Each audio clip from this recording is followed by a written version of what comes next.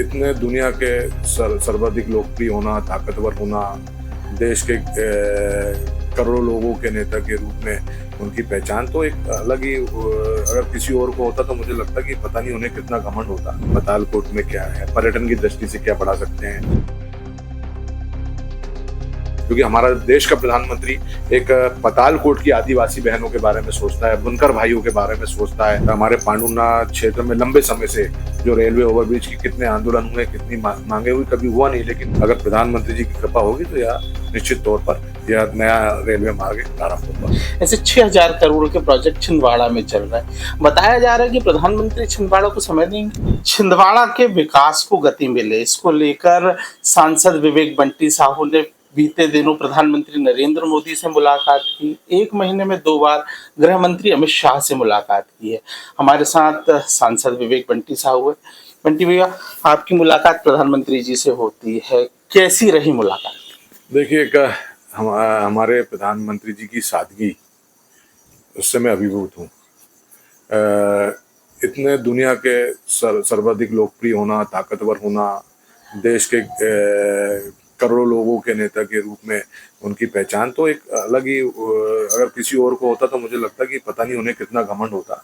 लेकिन हमारे प्रधानमंत्री जी में इतनी सादगी है, इतनी सरलता है कि छोटे छोटे विषय पर, जैसे मैंने हमारे पातालकोट की बहनों के हाथों का बना हुआ महुए का लड्डू दिया, तो उसके बारे में उन्होंने पूछा कि कैसा क्या है, पातालकोट में क्या है, पर्यटन की दृष्टि से क्या बढ़ा सकते हैं। मैंने बहनों को फूलों की गुलाल प्रधानमंत्री जी को भेंट करी, तो खुश हुए कि अरे ये फूलों से बनी हुई है, तो इसमें कौन कौन से फूलों का उपयोग होता है, कैसे करते हैं।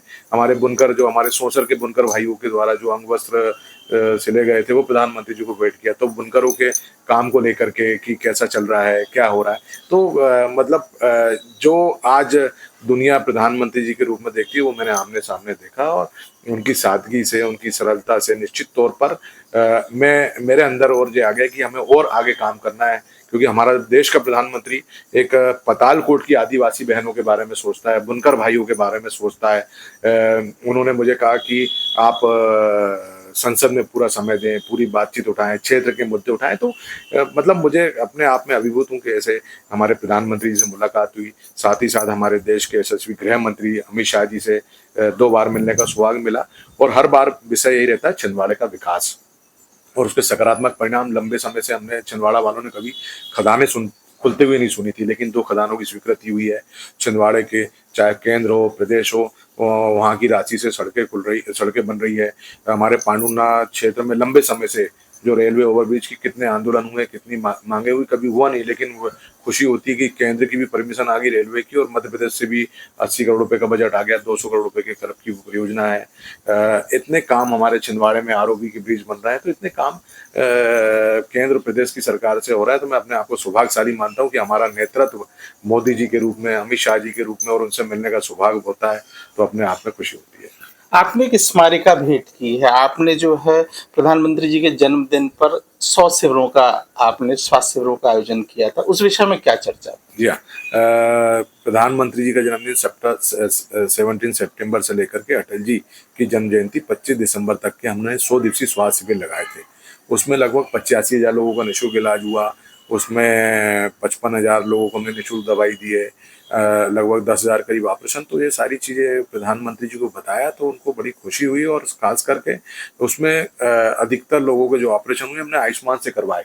और मैंने माननीय प्रधानमंत्री जी का धन्यवाद दिया कि जिनका आयुष्मान से नहीं हो पाता, हमने प्रधानमंत्री जी से उनकी राशि मांगी थी इलाज के लिए, तो वो पैसों का भी उनके लिए, तो प्रधानमंत्री जी का मैंने धन्यवाद दिया।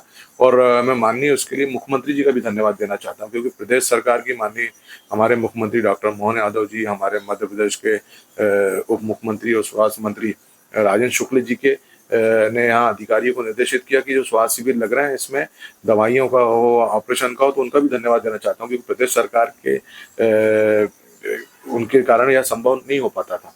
तो माननीय प्रधानमंत्री जी को भी बताया, तो प्रधानमंत्री जी को इसकी बहुत खुशी हुई। स्मारिका दिया तो उन्होंने देखा कि कितने ऑपरेशन हुए, क्या हुए, तो खुशी होती है। आप जो है प्रधानमंत्री जी से मुलाकात करते हैं तो छिंदवाड़ा नरसिंहपुर सागर ब्रॉडगेज की बात कर रहे हैं, क्या बात हुई?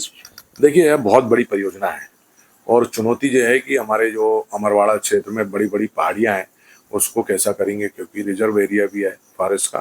तो मैंने प्रधानमंत्री जी से बात की, हमने पहले रेलवे मिनिस्टर से भी मिले थे, उनसे भी बातचीत की थी, उन्होंने सर्वे का आदेश भी किया है।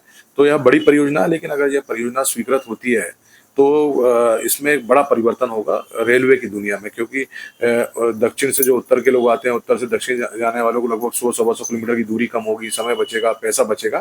तो यह बड़ी परियोजना है, चुनौतियां भी बहुत है, तो हम मांग कर रहे हैं अगर प्रधानमंत्री जी की कृपा होगी तो यह निश्चित तौर पर यह नया रेलवे मार्ग प्रारंभ होगा।